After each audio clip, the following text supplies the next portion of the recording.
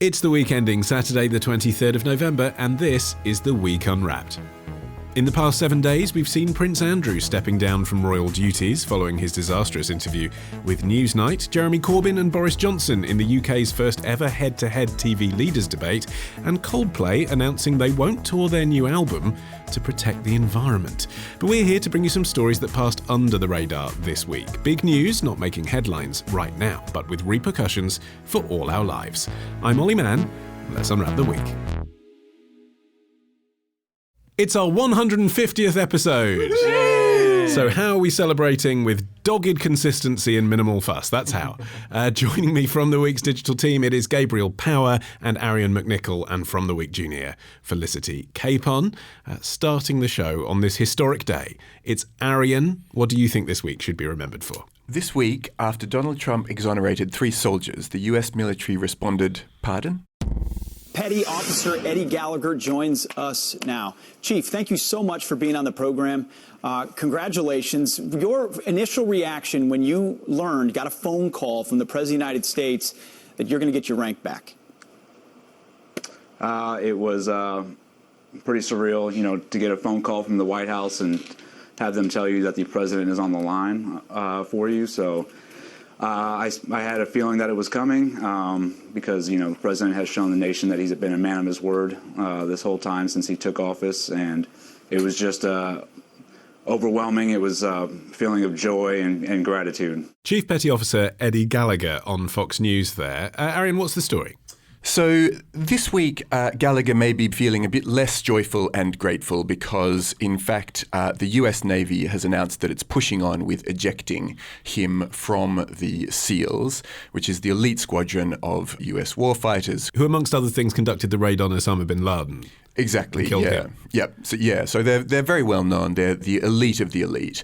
So last week, Donald Trump exonerated or cleared 3 different US service people who were accused of various war crimes, and Gallagher was one of them. But this week, he's back on a collision course with the US military because the military came out and they said, actually, we don't agree with this clearance, and we're going to strip Gallagher of his trident pin. So he's still serving in the military? He's still serving in the military. So their military court or process or whatever had decreed that as a result of something he did in the war, he was to lose this pin, and Trump overturned that. Yes. And now they're saying that was wrong. Exactly. But he's still serving? Yes. What did he do? So he was accused of a range of crimes when he was serving in Iraq, including shooting innocent civilians in ways that, according to the people who testified against him, started to get incredibly concerning. I mean, he's shooting civilians, but also totally out of control.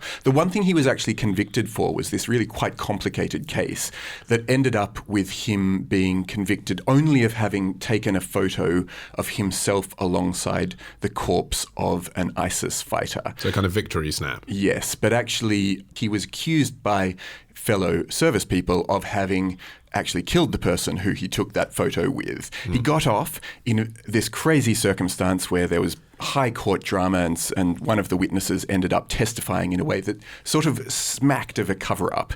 He did actually get off from most of the different crimes, but he was convicted in this way that meant that he was going to be stripped of a rank.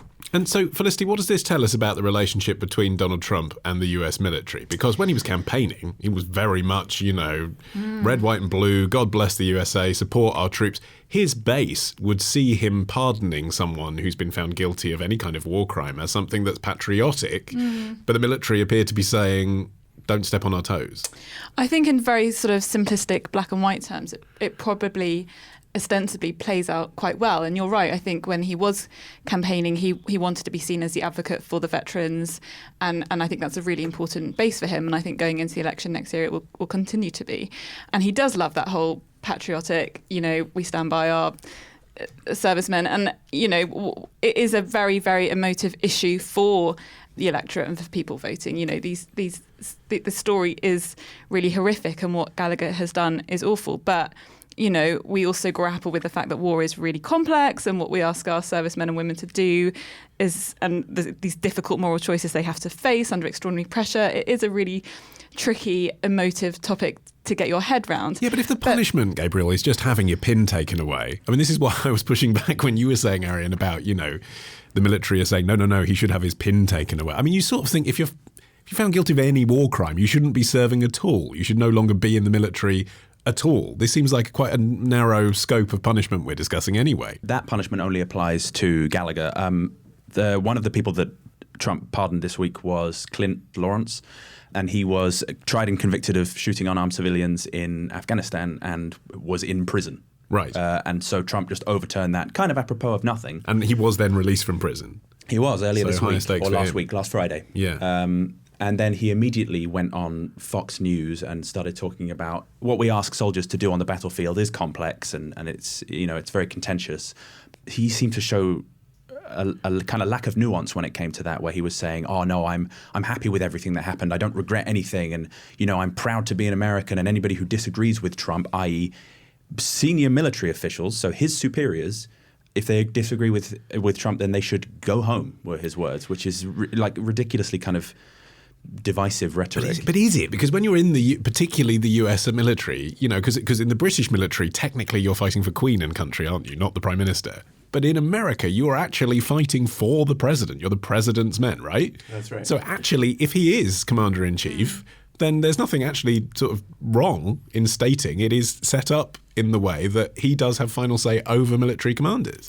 He does, except that the courts tend to prosecute war crimes very infrequently. It's very hard to get soldiers to even testify against one another because there's something akin to an omerta, or at least a sort of brother and sisterhood within the armed forces. And so even to have the case brought is very unusual, let alone for it to end up travelling all the way through and finding these people guilty. Also because a lot of military tribunals, you're being tried by your peers, many of whom have probably been in similar circumstances to the sorts of things that you're being tried for.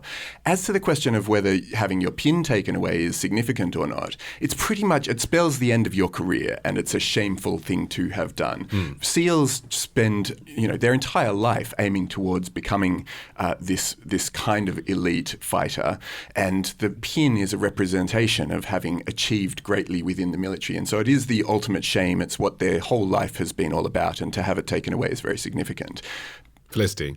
I also think, bringing it back to Trump, I think this is him, a classic case of him not sort of looking at the detail or, looking ahead to what the ramifications and the implications of what he's doing is. I think he thinks he's being seen as pro-military, but actually what he's doing is completely undermining the military. He is disregarding the laws of war, which always sounds ridiculous, but there are laws of war. There are rules that soldiers on the field do have to adhere to, and he is jeopardising, in some ways, he could be jeopardising the safety of service members.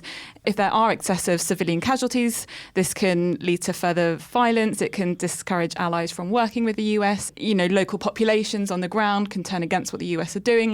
There are all these things that it's sort of classic Trump. It's all brash bluster, bulldozing his way in and sort of, putting himself up against the US military and going sort of loggerheads with them without thinking through what the consequences of this could be. Unless he has thought it through, Gabriel, and it's not about supporting the military at all, it's about getting the people who want him to support the military, which is a subtly distinctive thing, to vote for him in the election. Felicity's right again. It's a very short-sighted, I think it's quite naive from Trump. I think what he's doing is he believes he's being pro-military when really he's undermining it. I also think that's really exemplified by the other case, which we haven't talked about yet, which is Matthew Goldstein.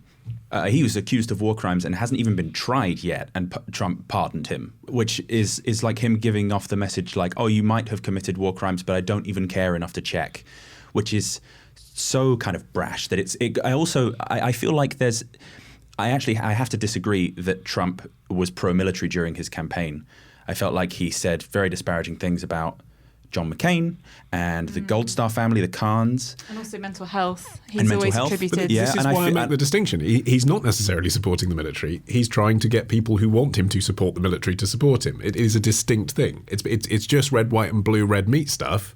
It's not actually about what necessarily the military themselves would like to hear. I think that's true, and I think, if you look at how Fox News has reacted to all of these stories, immediately getting Gallagher onto a program and having advocated strongly for his case in particular, but also the others as well throughout each of their respective trials. I think you're right. This is the sort of thing that he can throw out there as a means to appeal to the kinds of people who say that they believe in the military, but haven't actually necessarily been in the military themselves. No, sort of right. I did use the phrase red, white and blue, red meat, which is a mixed metaphor and very confusing. We're not completely able to be complacent about all of this, though, are we? There are revelations recently that the International Criminal Court could open up an investigation into an accusation that the UK government and the British Army have been covering up war crimes that we committed in Afghanistan, in Iraq. That's right. There was a Panorama program this week that exposed exactly that. It's significant because it would be the first time that the ICC levelled a case against anyone from the UK. But it's slightly different from what's going on in the States because the UK hasn't attempted to in any way dispute that war crimes are wrong. Pretty much the message from what Donald Trump is saying is our troops can do whatever they want on the battlefield, and in future actions when you are deployed as a soldier, just feel free to do whatever you need to do to get the job done because I have your back. The UK has never stood up for people who have been found guilty of doing things contrary to the Geneva Conventions, but what they say in the cases exposed by Panorama is that they're factually incorrect, that they dispute that war crimes were committed. They don't dispute that war crimes are bad. I feel like there's a real sort of moral strain running through the British public that they actually take stories like this incredibly seriously. Now, but is that a myth we tell ourselves, though? Because our perception of the British Armed Forces is it's somehow about our common values of decency, doing the right thing. Whereas in America, maybe they're just a bit more honest that no, it's about going off to kill people and be powerful. I don't know. I don't know what the different psychologies between the two nations are when it comes to what we expect of our soldiers on the battlefield. I do think there is that sort of, you want to get it right because you know the sense of betrayal that these people go off and do these extraordinary difficult things and then they're suddenly having to face these charges and all that sort of thing, doing all sorts of things that we couldn't possibly imagine. I think that's really, really tough. But I think going back to the US case, I think that's why the detail is so important, because at a hearing in November, and this is why it's not just about Gallagher, it's about the men who were under his command. They said that they considered him to be so deranged and bloodthirsty that they tampered with his sniper rifle to make it less accurate, and they would fire warning shots to clear civilians from the area to protect them from him. I mean, he sounds like a psychopath.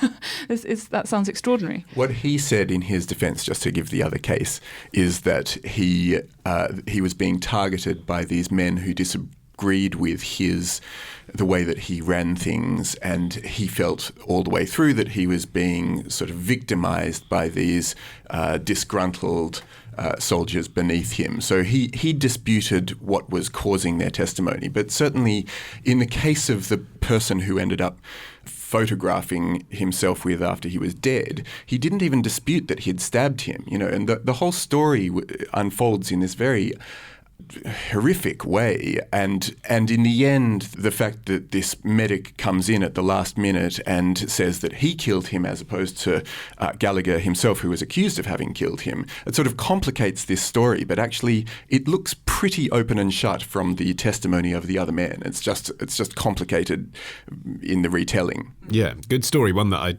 have totally missed because of the general election and perhaps wouldn't have otherwise. Next up, it's Gabriel with a story I guarantee you've missed until now.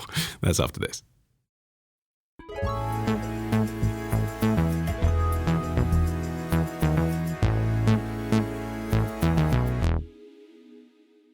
Okay, Gabriel, your turn. What do you think this week will be remembered for? In the South Pacific, a tiny archipelago is about to make a big splash. It's time for wooing. Bougainville is like young girl out there. And it's looking for young men out there, proposing. If you are going to get married to Bougainville, you have to come good. Who is going to be the best husband? We need to bring chocolates and roses. How are you going to woo that young lady out there? You have to try your best.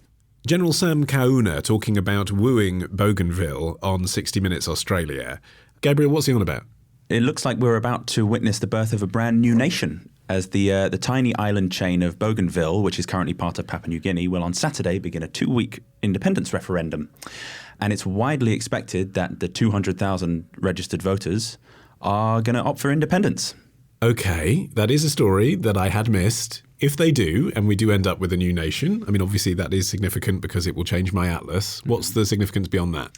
It's a very, very small island chain, but it looks like independence would have a lot of serious repercussions for the region, mainly because Bougainville is, as part of Papua New Guinea, gained independence with Papua New Guinea from Australia in 1975, but a dispute over mining rights on Bougainville, which is full of copper and gold, like billions and billions of dollars worth of copper and gold, led to a dispute that in 1988 boiled over into a civil war.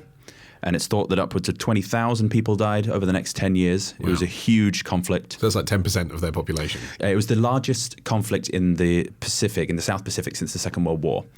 And in 1998, the two sides, the BRA, the Bougainville Revolutionary Army, and the Papua New Guinea government signed a peace agreement, which is one of the most effective ever signed. It's kept the peace very well. But one of the provisions is that Bougainville was allowed to hold a referendum on independence from Papua New Guinea within 20 years of it being signed, which was in 2001. So 20 years later, what's the problem then? That's all gone according to plan, hasn't it? So what?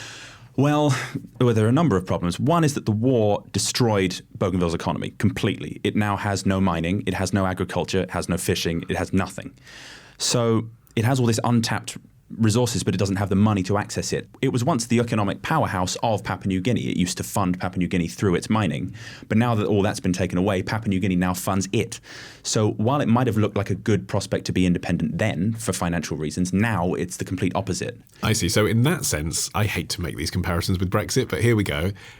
Yeah, absolutely. The political elite there would be saying, don't vote for independence, basically, but the population, it seems, want to. I mean, it's not financially beneficial for them to do so, but it's what they want. It's not beneficial in any way apart from a cultural perspective. Like the former president of Bougainville, James Tannis, was speaking to Radio New Zealand recently and said, we do not have the capacity for independence at the moment, but that should not stop people from choosing independence.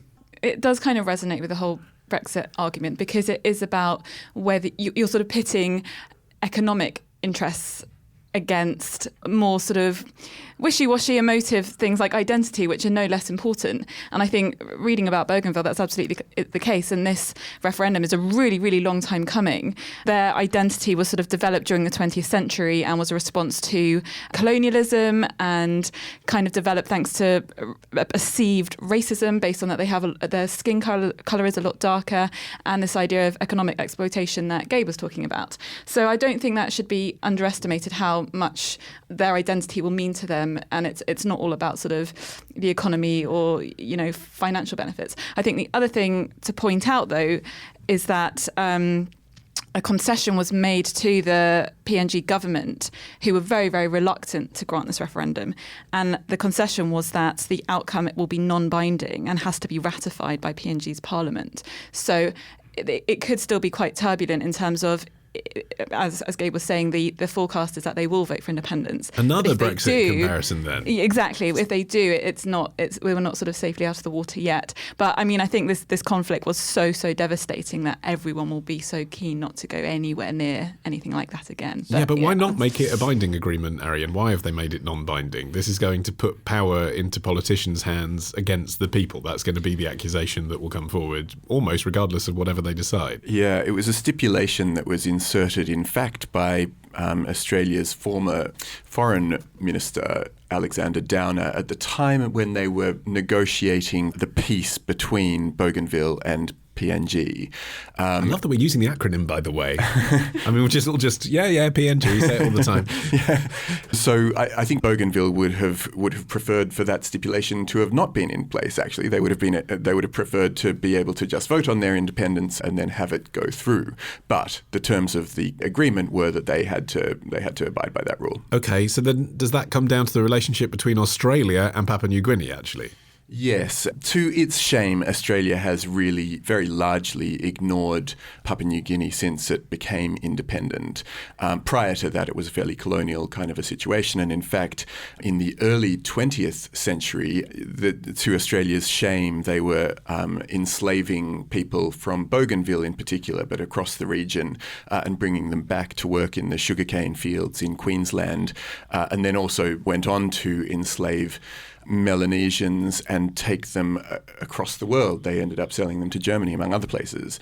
Subsequent to that, they then ruled Papua New Guinea, and then after that sort of pretty much forgot about it. And these days, it doesn't show up in the news very much, except in relation to Australia's super controversial policy of treating asylum seekers, putting them in camps on these on parts of Papua New Guinea and other Melanesian islands, using it as this opportunity to not actually bring people who are trying to get to Australia onto Australian soil. So really, Australia has been ignoring, sort of to its peril, what's going on in Papua New Guinea for about 20 years, and that's where China has come in. Peril is a useful word, isn't it, Gabriel? What peril will face Australia and New Zealand potentially as a result of this?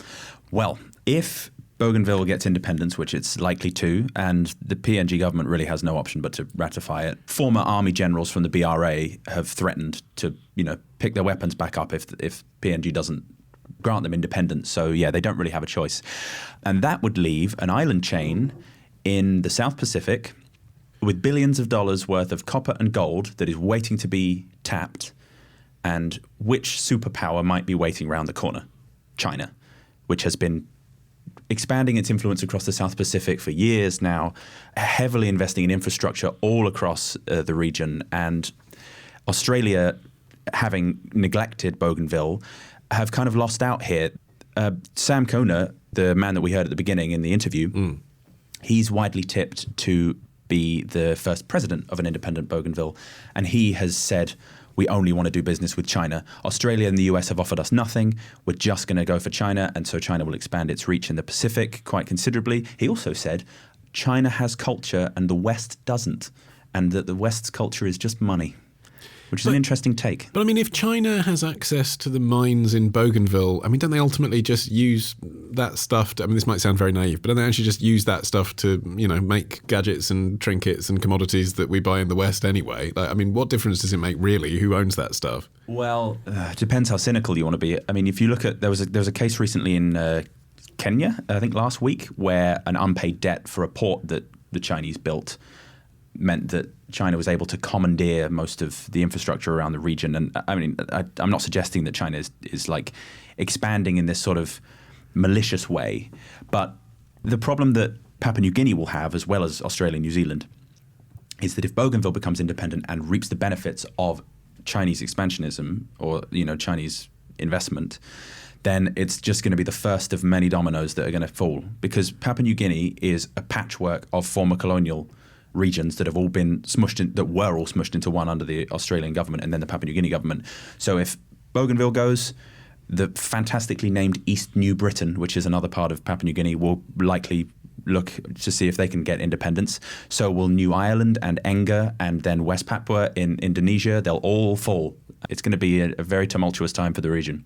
It also matters for the people of Bougainville themselves, because if China arrives, or if Australia arrives, quite frankly, and their only interest is in extracting the mineral wealth of the nation, then we're going to head straight back into the situation that led to the first civil war. It's a new kind of colonialism, yeah. Exactly. I think that's absolutely true. I think that must be very front and centre in their minds and still very kind of a raw and sensitive. And that's why with Australia and China, I think it's one of those things you've got to kind of learn your history and sort of this country and this nation, I think. Excellent. And Gabriel, you found your niche now on the podcast. You're our Bougainville correndent. I have. And we're also return to you for that. Well, last time I was on, we talked about Quebec independence as well. There I'm you the go. independence correspondent. All right. Don't go above your brief. One last story to come after this.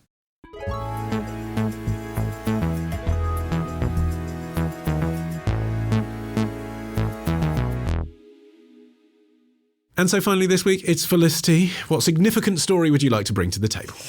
Is this the week car companies are finally putting women into the driving seat? Aston Martin unveiled its first SUV in Los Angeles, and female input apparently played a role in the design. According to Aston Martin, the armrests, glove compartment, and various control systems were all partly guided by the Female Advisory Board.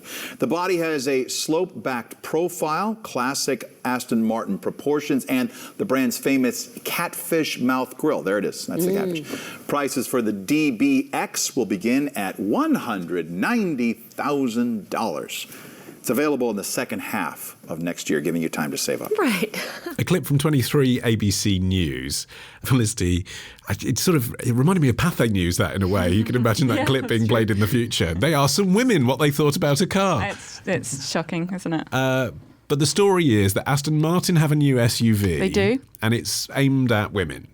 Yes. So what? So this is the news that British company Aston Martin are bringing out a new SUV, and the reason it caught my attention is the headline saying that they want to broaden their appeal to wealthy women. So at the moment, their customers are pretty much all male, apart from in China where it's 50-50. The company hasn't had a very good year. It's been quite a torrid year since they floated on the stock market. Their shares are down 60% in 2019. Wow. And they are really hoping this new model, it's a 5-seat 4x4 DBX, it's going to appeal to a new demographic. And Sky News reported that what they had in mind was a business owner and a mother in her early 40s who would be interested in this car. Some of the features, it's very, very plush. It is infinitely configurable. Switches and controls designed specifically for this new model. What I particularly liked was a pet package, which carries a portable dog washer, and a snow package, which has boot warmers for keen skiers. I mean, I suppose, is this a case of the PR just being slightly muddled over this? Because it's come across as, we've designed a car involving women. Really what they mean is we've got a family car now. We used to have a sports car. It is traditionally the case that sports cars are desired by men, but that doesn't mean they're exclusively for men. And now we have a family car. Families means men and women. I mean, it's just a PR message that's come across sort of casually misogynist, isn't it? I don't know. I just initially raised my eyebrow at the story, and I thought it was going to be one of those cringe stories. It reminded me of that Bic biro pen that they brought up for women only, and it was just ridiculed. It was so stupid. But actually, the more you kind of dig into this, I do think it's very, very interesting, and it made me think of Caroline Criado Perez's book Invisible Women, where she sort of uncovered all this data revealing this massive bias to how, the whole world is kind of configured towards men. And I think that's no less true than in the car world. And a lot of cars have been built or designed, especially their safety features, based on the reference man, who is a Caucasian man aged 25 to 30, who weighs about 70 kilograms. And all this kind of information that you've uncovered about, there's no seatbelts that's actually been designed for pregnant women, for example. All the test crash dummies are based on this reference man. So women are actually not very safe when they're driving cars, all that sort of thing. So actually, if this is the beginning of car manufacturers, car companies looking towards women's specific needs when it comes to driving, I think that's really, really interesting. And it's even things like buying a car, going to a dealership, how do you make them more female friendly? It's how you change your advertising to think about women. So yeah, it's interesting. Arion? Well, it does feel as though, I agree, it feels like they sort of muddled their message somewhere along the way, because once they had this female advisory committee helping to design the car, but it turns out that this female design committee put in different shaped switches and potential pet boxes, and there was no mention about the car being safer for a woman to drive, which is one of the problematic aspects. Is it safer? Do we know? No, because they haven't made any mention of it. So it may not be anyway. Yeah. No, so all of those problems of women being much more likely to be injured in car accidents or even killed in car accidents because cars aren't designed for them haven't been addressed here. And also what Aston Martin ended up saying about this car was that they were looking to broaden their market. So even somewhere along the way, they may have started out thinking, let's design a car for women, but they seem to have just kind of muddled it towards the end and gone, do you know what, maybe we just say that it's kind of for everyone who might be a family or might want an SUV. SUVs are a massively growing class of cars. Are we a little bit too sensitive now, Gabriel? Even The Week magazine will have, a package that they sell to advertisers saying, this is who buys our magazine. They might be over a certain age, they might be more likely to be a certain gender. And when you design anything, you say, okay, well, this is the one that we're going to make for this particular audience. In this case, it's a woman. No, I don't think we are too sensitive. I think Aston Martin has really fudged this massively. I agree that obviously you have certain products aimed at certain demographics, particularly from a physical standpoint. Like it is important to ensure that cars are safe for women, based on crash tests and things like that. But if you're going to go the extra mile and kind of advertise a car as being woman-friendly, which in itself is kind of patronizing, to have that and then to have, to talk about it in such terms as it's very deliberately created with instant familiarity and ease of use from the start. I mean, how patronizing is that? As it's like a woman would get into a car designed for men, in very inverted commas, and be like, "Oh, I don't understand." Yeah. Okay. So again, that's messaging misstep, right? But behind the scenes, them saying this is the audience we want to attract. Is there anything wrong with them having designed a car for a female audience? I think that makes perfect sense. Yeah. I think the proof will be in the pudding. It'll be interesting to see whether, if they're saying that all their customers pretty much exclusively are men, this is Aston Martin we're talking about, the James Bond car. Well, it makes perfect sense to try and target wealthy women who have money, who have their own concerns, who have their own lives, who might be doing more family runs or whatever. Like, these are just hard, cold facts that women's lives are different. Why not bring out a car that is specifically suited to them? As we were saying, on safety concerns, they might not have achieved it, but it certainly makes sense to at least try and break into the new demographic and understand, a certain set of needs. It's always dangerous to kind of treat women as one homogenous group who are all going to want a pet washing thing in their car or whatever for their pooch. But I think it makes perfectly good sense. The question is whether they're actually bringing out a car because they care about female motorists, or whether actually they're trying to massively offset the fact that they're hemorrhaging cash at the moment. Yeah, I think that's more and likely. I think, that obviously SUVs have been a big and growing sector, with car ownership of SUVs up 90% over the past 10 years. But the question is it going to be successful based on the fact that it's just an SUV and people want SUVs, or is it going to be successful because they're trying to attract a new demographic? And if it is just because it's an SUV, I think they're probably getting to the party a bit late, because other luxury brands like Rolls-Royce, Bentley and Lamborghini have already announced their SUV offerings. And so it may be too late for this tactic to work to save them. Can I just say, in favour of the car, just taking gender out of it for a moment, I think it looks really nice. I've seen the pictures and I did kind of want one. The thing that I was thinking was, what about the demographic of people, regardless of gender, who are concerned about the environment? This is the thing about SUVs, isn't it? It's the growing market, and yet it's the one that's the most gas-guzzling, the most polluting. They're not electric. Again, from a messaging standpoint, Aston Martin might be making a short-term decision here and not thinking, what about the generation coming up that might not aspire to own something that's so polluting? I think that's absolutely true. And from an environmental point of view, this car does seem like an absolute monster. Like, it really is a gas guzzler. I think it's heavier, which means it's going to produce far more emissions. As they hope it's going to sell in much higher numbers, it's going to do far more damage to the environment than the firm's sports and supercars. I do wonder whether that is another message that, again, from the PR point of view, whether they've actually thought that through, because all the articles I've been reading have been pointing out just how bad this car is. And when we are increasingly seeing big companies like BP being castigated for, supporting the arts or whatever, there is now, I think, this growing awareness of like, well, hang on a second, like, how environmentally friendly are these big companies? What are they doing to limit their impact? And that this message certainly hasn't done anything to detract from that. Well, we have come to our destination for this edition of The Week Unwrapped. My thanks to Felicity, Capon, Arion McNicoll and Gabriel Power. Remember to subscribe to the show on your podcast app of choice. It is perfect for long drives, regardless of gender. Just search The Week Unwrapped.